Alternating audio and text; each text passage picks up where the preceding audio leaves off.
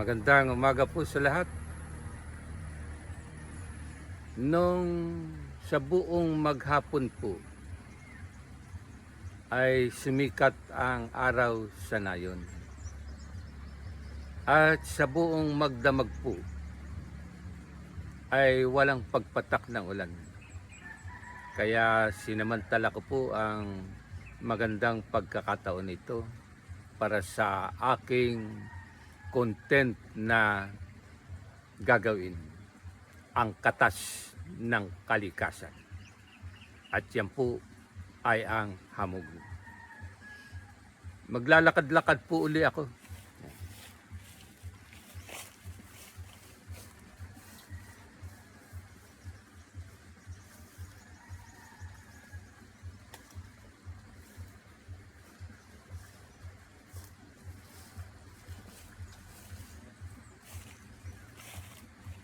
Napakasarap po ang maglakad sa damuhan na hinahalikan,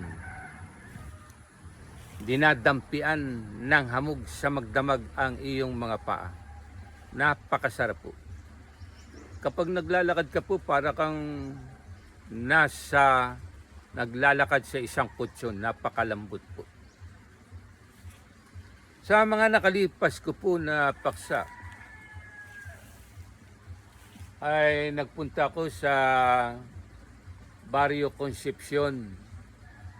Yung pong Barrio Concepcion, sakop na po ng bayan ng Mauban. Doon po sa Sitio Alconte. At ako po ay naglakad sa Batuhan. Nang una po akong naglalakad, ay marami ang tumitingin sa akin, yung mga nagagawi doon sa Barrio Concepcion. Yung pong halimbawa ay maglalaba, papandaw ng tain, magpapastol ng kanyang kalabaw, o kaya ay magpupunta sa mga gawain nila sa kanilang mga bukid. At sabi ng ilan, bakit ba lakad ng lakad yang si Strong Basti 08 sa Batuhan, ang sakit maglakad. At naikwento ko po sa kanila kung bakit ako ay naglalakad. Ang paglalakad po sa Batuhan ay nakakatulong na bumuti ang ating mga internal organs. Dahil habang po tayong naglalakad sa Batuhan ay nire-reflex, minamasahi ang ating internal organs. At diyan nga po nagsimula ang tinatawag na reflexology. At nakakatulong din po para maalis ang ating rheuma o arthritis.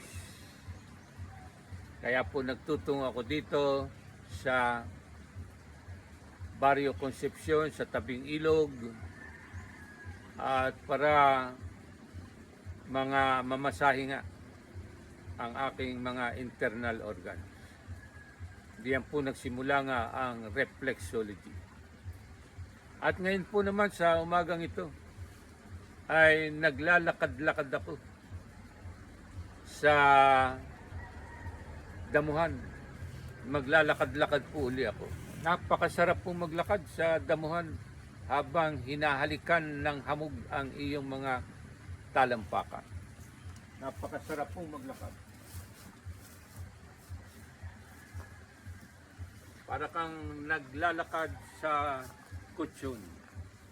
At iba po ang pakiramdam kapag ikaw ay ang iyo palang talampakan ay nababasa ng hamog. Ewan ko po kung anong pakiramdam niya. Basta maganda po. Ayon po sa mga unang nabuhay dito sa nayon, ito pong Barangay Alupay. Ito pong Barangay Alupay ay kahanggalang ng Barrio Concepcion. Marahil po mga 2 kilometro mula rito sa aking kinatatayuan kung magpupunta ka sa Barrio Concepcion. Ang Barrio Concepcion po sakop ng bayanan ng Mauban at ito pong Barangay Alupay ay sakop na ng bayan ng Sampaloc.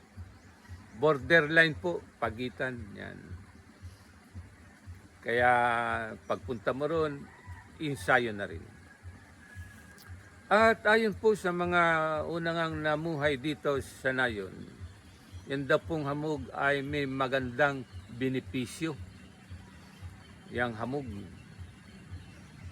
Kapag ikaw daw po ay napilayan at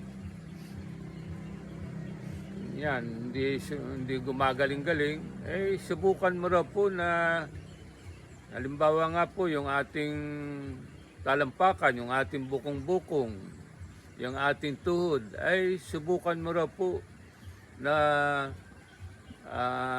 pahidan o haplasan ng hamog ang ating mga bahagi ng katawan na napilayan. Hindi man napilayan, yung sakit-sakit.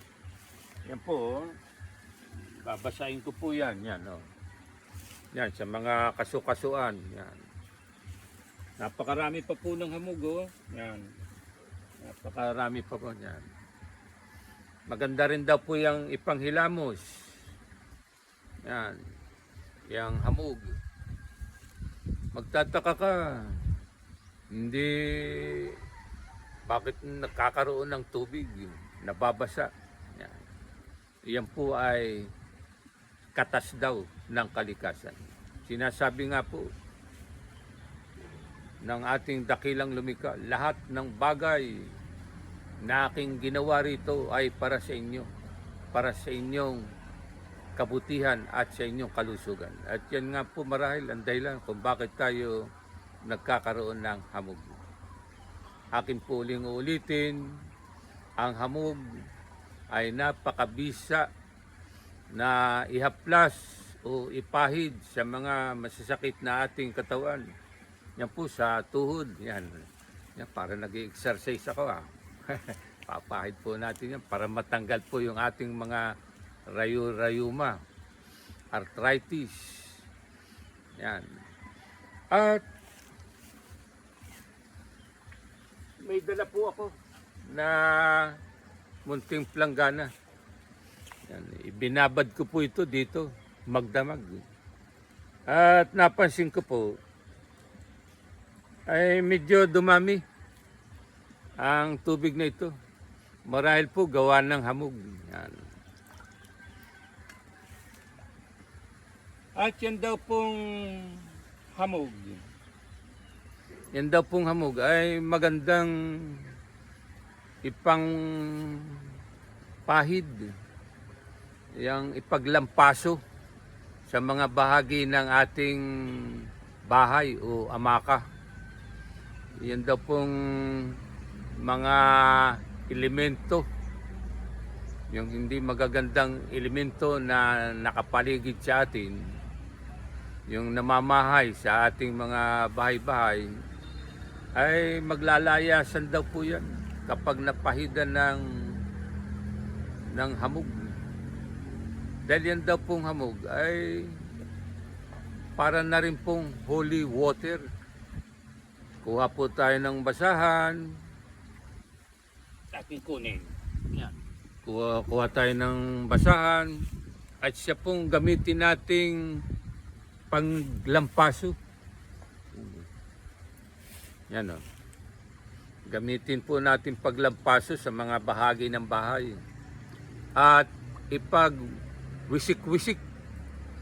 Mas maganda raw po yung pang mga ano yan yung may 7 tingting ng walis. Isasawsaw mo dito. Yan, papasid-pahid mo sa mga sulok-sulok ng ating bahay o amaka. Yan, hindi po naman ito basahan Bimpo po ito, bimpo. Yan.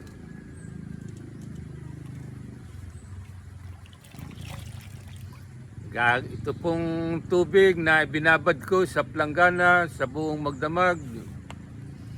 Siyempre po, nagkaroon ng hamog, ipaghihilamos ko po.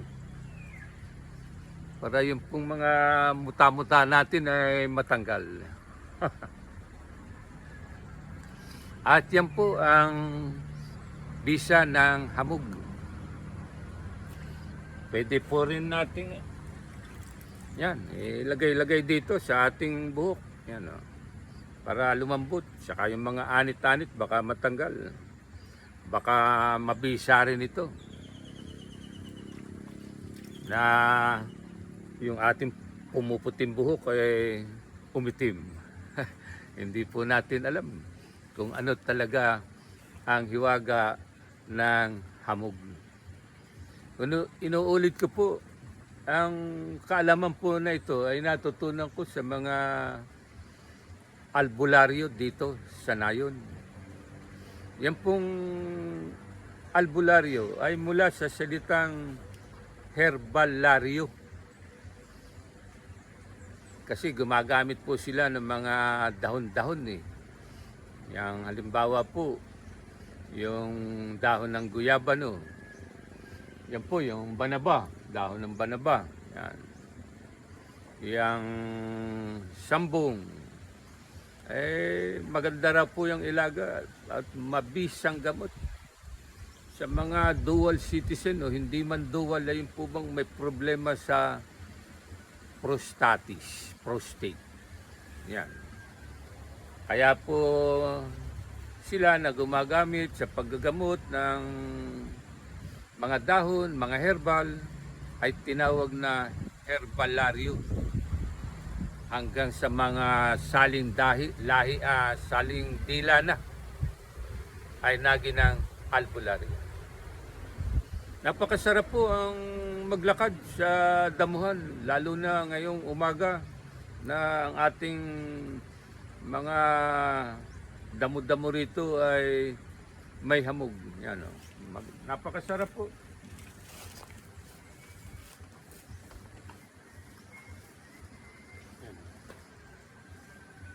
Iba po ang feeling na nadarama ko habang naglalakad ako rito. Habang nababasa-basa po ang aking talampakan. Uulitin ko po, yung hamog ay magandang ipanghaplas, basahin ang ating talampakan. Kung may sakit-sakit yung ating talampakan, mamanhid, yan, i-ano sa ating mga kamay, yan, kaso-kasuan, yung pong mga damo-damo, ating hahawakan, at yung sumamang hamog ay ipahid po natin. Yan. Yung sa pilay, yan, yan. Sa tuhod, gawin po natin yan. Iba ang hiwaga talaga ng hamog. At sa pagtatapos ko po sa aking paksa, yung paglalakad sa batuhan at yung hamog, yan. Hawakan po natin yung mga damo-damo at ipahid sa mga may problema sa ating katawan. Yung pilay, arthritis, rheuma, yan o, varicose. Wala naman pong mawawala kung ating isasagawa. At sinasabi po ng mga naunang tao nga dito, talagang mabisa yung hamog. Kaya sa mga nakakita, nakapanood ng aking video, ay baka po makakatulong sa inyo ang bisa ng hamog. At sa pagtatapos po ng aking content, ay huwag po ninyong kalimutan na mag-subscribe sa aking YouTube channel. Punta po kayo sa YouTube. Pagkapindot po ninyo, may search. Pakitype po ninyo ang aking pangalang Mario Calle Lanceta. Strong Pasticero po. At haba po ninyong tinatype yun, nagsisimula pa lang po. May makikita po kayong subscribe. Pakipindot po. At makakasama na po kayo sa unti-unting nararagdagan na subscriber ko sa YouTube. At pakipalo rin po sa aking Facebook page. Pakitype din po ang aking pangalan at makakasama kayo. At salamat po sa umagang ito.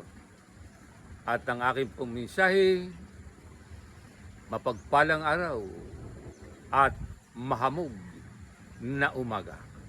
Hindi lamang po sa umaga, pag nagtatakip silim na rin po dito sa nayon, nagsisimula na rin po na magsabog ng biyaya ang dakilang lumika ng kanyang mahiwagang hamog.